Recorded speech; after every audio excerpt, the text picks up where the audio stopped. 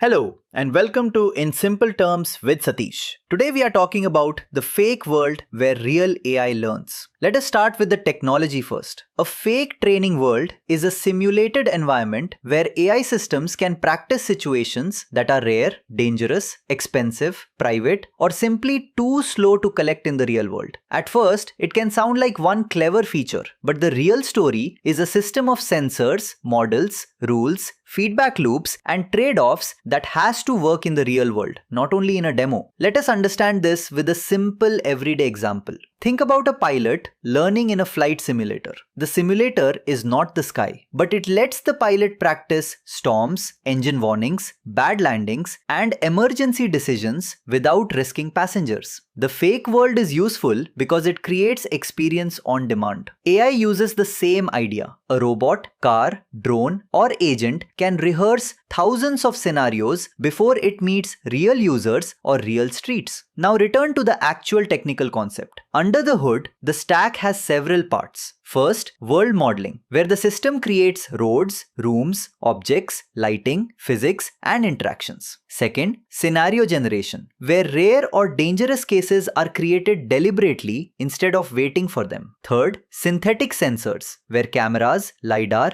depth, audio, or logs are simulated for the model. Fourth, policy training, where the AI tries actions and receives feedback. Fifth, evaluation, where the same fake world tests whether a new model improves or breaks behavior. Sixth, sim to real transfer, where engineers check whether skills learned in simulation still work outside the simulator. That list matters because modern technology is rarely one model or one app screen. It is usually a chain. Data has to be captured, interpreted, checked, acted on, and corrected when reality disagrees. For engineers, the useful idea is this. The practical pattern is not simulation instead of reality. It is simulation plus real-world validation. Use fake worlds to create coverage, then use real telemetry to find where the fake world was wrong. The catch is the reality gap. A simulator can be beautiful and still miss friction, lighting, hardware noise, human weirdness, or unexpected physics. If the fake world is too clean, the AI becomes good at the game, not the real task. This is why the topic matters for students and builders. The visible product may look simple, but the engineering work is in the hidden boundary conditions. What happens when the input is noisy? What happens when the user behaves unexpectedly? What happens when the system is confident but wrong? What gets logged, reviewed, updated, and rolled back? A good way to learn the topic is to sketch the pipeline. Draw the input signals on the left, the decision or prediction layer in the middle, the user-facing action on the right, and the failure modes underneath. That one diagram will teach more than memorizing the buzzword. The clear takeaway is this. Synthetic worlds are becoming a training gym for AI. They do not replace reality, but they let models practice the cases reality does not give you safely or often enough. In simple terms, the magic is not the label. The magic is the system design underneath, and the discipline to know where the system works, where it fails, and how humans stay in the loop. If this helped you understand the topic in simple terms, follow or subscribe to In Simple Terms with Satish. I will see you in the next episode. A useful way to test your understanding is to ask what the system knows directly and what it only guesses. The gap between measurement and inference is where many failures hide. Another useful question is who owns the decision when something goes wrong? The model, the sensor, the operator, the policy, or the product design behind simulation and synthetic training environments.